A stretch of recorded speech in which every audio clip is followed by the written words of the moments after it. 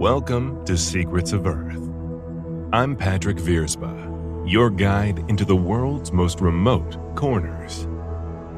Today, we ascend into the mist.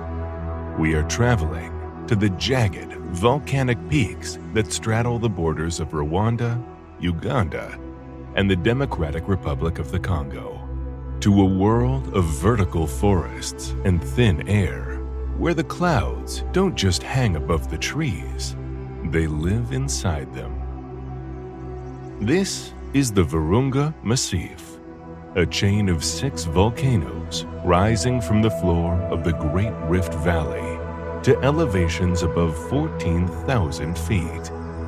It is, by any measure, an unlikely place for one of our closest living relatives to call home. But here, in the dense afromontane forest that clings to the volcanic slopes between 7,000 and 14,000 feet, lives an animal that has shaped its entire society around one principle: gentleness in the face of extraordinary power. The mountain gorilla, Gorilla berenge, is the largest living primate.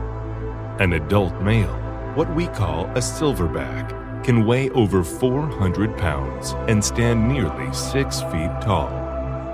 Their arms can span 8 feet. In raw physical terms, they are among the most powerful land animals on Earth. And yet, the communities they build are defined not by that power, but by its restraint. Today, we are looking through the emerald curtain to see how a society of giants maintains peace in a landscape of perpetual mist, how they feed a body that size on nothing but plants, how they speak to each other in a language of rumbles and chemistry, and why, with fewer than 1,100 individuals left in the world, the future of this animal rests almost entirely in human hands. At the heart of every gorilla family is a single figure: the silverback. The silver patch of hair that spreads across an adult male's back and haunches appears when he reaches maturity, between 12 and 15 years of age. It's not simply a sign of age, it is a mark of office. The silverback leads a family group that typically ranges from 5 to 30 individuals. Females, their offspring at various stages of development, and sometimes younger males who have not yet dispersed. He decides when the group moves and when it rests. He chooses the sleeping site each night. He positions himself between his family and any external threat: rival males, leopards, or the approach of humans. And his response to those threats can range from a thunderous chest-beating display to a direct physical interposition of his own body as a shield. But the silverback's most important function inside the family is one that is rarely portrayed in the popular image of this animal: mediation. In the dense vegetation of the Virungas, where visibility is often less than 20 feet, close quarters conflict between group members is a constant possibility. The silverback's primary tool for managing it is not aggression, it is presence. When tensions rise between females competing for food or status, or when younger males push at the boundaries of acceptable behavior, the silverback typically responds by moving. He places his massive body between the disputing parties. He sits. The physical fact of him, 400 pounds of calm, deliberate stillness, is usually sufficient to end the confrontation without a single strike being thrown. Researchers who have spent years habituating mountain gorilla families describe the silverback's social role as something closer to a patriarch mediating family dynamics than a despot enforcing compliance. He watches the mothers with young infants. He adjusts the group's pace when the elderly or juveniles are struggling. He allows infants, some weighing less than 10 pounds, to crawl across his back, pull at his fur, and use him as a climbing frame, with a patience that seems almost deliberate in its generosity. The silverback's authority is real, and when genuinely challenged, he will assert it completely. But the day-to-day reality of gorilla social life is built not on fear of him, but on trust in him. To understand why the mountain gorilla lives where it does and moves the way it does, you have to understand what it takes to fuel a body this size on an almost entirely plant-based diet at altitude. Adult male mountain gorillas consume roughly 20 to 30 kilograms of vegetation every day, in the range of 45 to 65 pounds. That is the equivalent weight of a medium-sized dog in plants, eaten every single day, just to maintain body mass in the cold, thin air of the high Virungas. The diet is broad. Gorillas feed on more than 100 plant species, but it is dominated by leaves, stems, bark, shoots, and pith. The plants most characteristic of mountain gorilla habitat are the ones most available in the dense afromontane forests they occupy: wild celery, thistles, stinging nettles, bamboo shoots, and gallium vines. Fruits are eaten seasonally when available, but they make up a much smaller proportion of a mountain gorilla's diet than that of their lowland relatives, simply because the high-altitude forest produces far fewer fruiting trees. The challenge is caloric density. These are not calorie-rich foods. They are high in fiber, tough to digest, and require enormous gut volume and processing time to yield sufficient energy. The gorilla's body reflects this. What appears to be a pot-bellied silhouette is, in fact, a massive abdominal fermentation system. The gorilla's gut is enlarged to accommodate extraordinarily long intestines, packed with specialized microbial communities that break down plant cellulose, the structural fiber in leaves and stems, into usable energy through fermentation. It is the same fundamental process used by cattle, but occurring in a primate with the cognitive complexity of a great ape. The practical consequence of this digestive strategy is that gorillas spend a significant portion of their day eating and resting in alternation. Foraging and feeding occupies between 6 and 8 hours of every day. The rest of the time is divided between travel, social interaction, and extended resting periods that allow digestion to proceed. Gorillas do not need to hunt, because their food source, the forest itself, is everywhere and never moves. They have instead engineered a lifestyle of thoroughness and patience, moving slowly through their home range in a way that maximizes the caloric return from every square meter of forest. The forest benefits from this too. As they move through it, gorillas disperse seeds, break open bark to expose the invertebrates and fungi beneath, and compress and fertilize the soil. They are not just consuming the forest, they are maintaining it. In the dense, mist-filled world of the Virungas, sight is often the least reliable sense available. Between the curtains of hanging moss, the close-growing stems of Hagenia and Hypericum trees, and the whiteout conditions when the cloud descends fully into the canopy, a gorilla can rarely see more than a few meters ahead. The forest is a world of near-total opacity. To navigate it, gorillas rely heavily on a sense that modern humans have largely tuned out: smell. For a mountain gorilla, the forest is not primarily a visual landscape. It is a chemical one. The air carries information about what has been there, what is ripe, what is dangerous, and where the rest of the group has gone, in a continuous and detailed olfactory broadcast. Gorillas can detect the changing scent of vegetation as it approaches ripeness. They can smell the approach of another group long before it is visible or audible, and the information moves in both directions. The silverback possesses specialized apocrine glands in his chest, armpits, and groin that produce a complex chemical signature unique to him, a biological ID broadcast continuously into the air and around the group. When he is calm, the signal is faint, almost imperceptible to human observers standing downwind.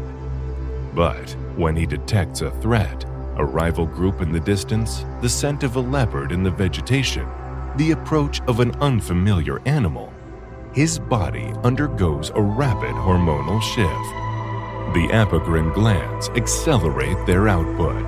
The scent becomes sharp and unmistakable, a pungent, musky odor that, once smelled, is never forgotten. To the family, this chemical shift is an alarm that requires no sound, no visual confirmation, no direct communication at all. The scent alone is sufficient. Females gather their young. The group tightens. The silverback moves to the front. It is a language of chemistry that operates beneath the threshold of conscious awareness, in a medium that travels in every direction simultaneously and leaves no trace that a predator could track. In a world of low visibility and constant ambient noise, it may be the most reliable communication channel available. While the silverback's scent manages emergencies, the everyday maintenance of gorilla social life runs on a vocal system of quiet sophistication. Mountain gorillas possess a repertoire of between 16 and 25 distinct vocalizations, each associated with specific social contexts. Diane Fossey, who lived with and studied Virunga mountain gorillas for nearly 2 decades, beginning in the late 1960s, was the first to systematically catalog these sounds, identifying 16 distinct call types in her landmark research. Subsequent studies have expanded the inventory, though exact count varies by methodology and the fine-grained distinctions between related call types.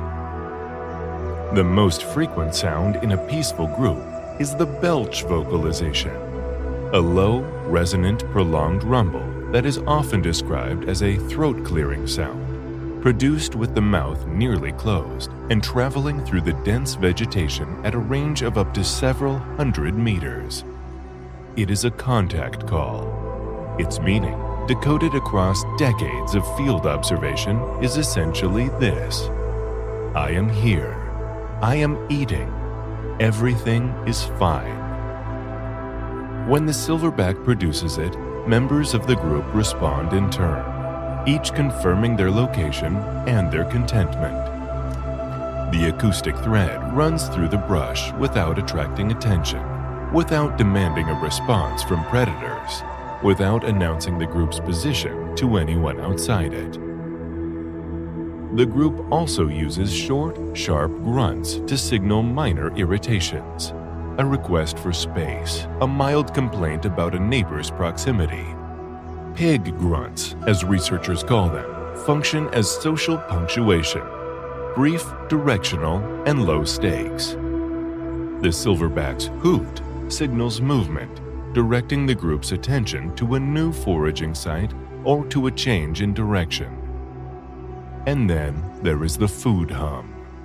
When a gorilla discovers an exceptional food source, a particularly lush patch of bamboo shoots, a stand of wild celery at its most succulent, it produces a soft, melodic vocalization that Fossey and subsequent researchers have described variously as singing or humming.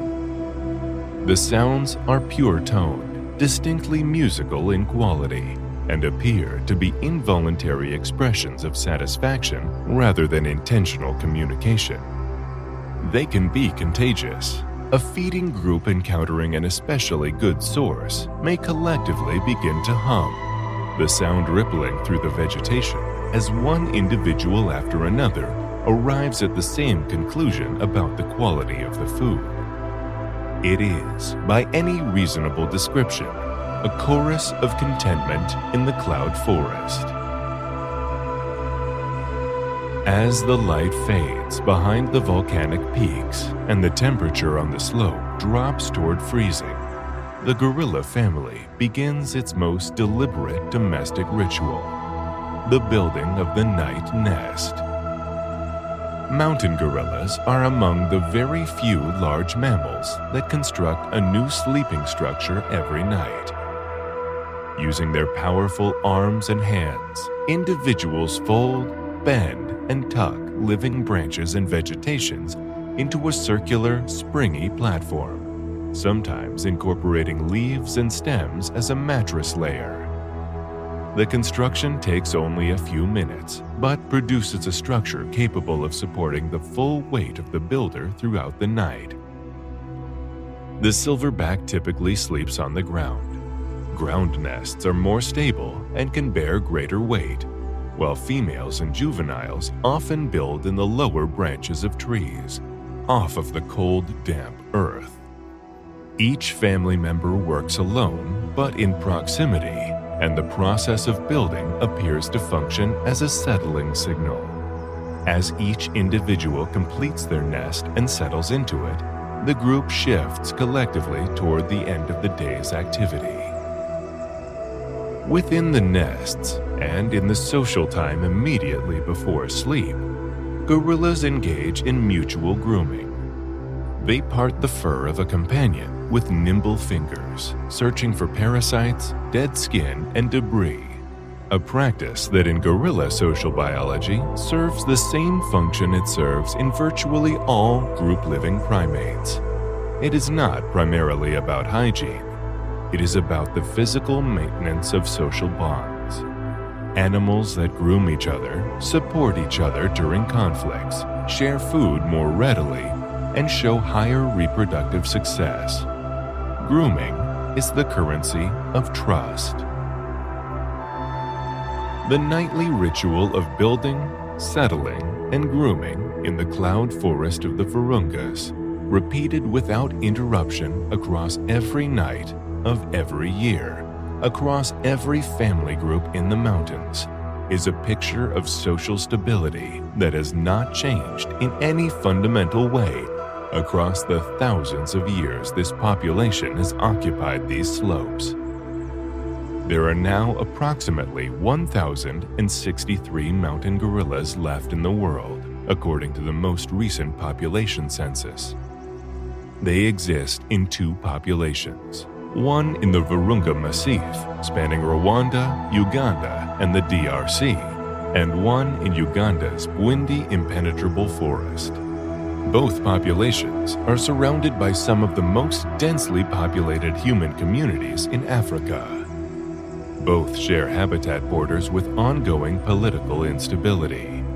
And yet, the mountain gorilla is the only great ape whose population has increased over the past several decades, a direct result of intensive conservation and habituation programs, anti-poaching patrols, and the economic value of gorilla trekking tourism to local communities. They are a story about what is possible when a species is given just enough room to be itself. The mountain gorilla reminds us that true power doesn't have to be loud. It is found in the ability to protect without hurting, to lead without shouting, and to build a family that survives not through dominance, but through the quiet, consistent work of connection. They are among our closest living relatives. They share roughly 98.3% of their DNA with us. And in the midst of the Virungas, watching a silverback sit in the fog and allow an infant to drape itself across his shoulders, it is difficult to see where the line between their social world and ours is supposed to be drawn.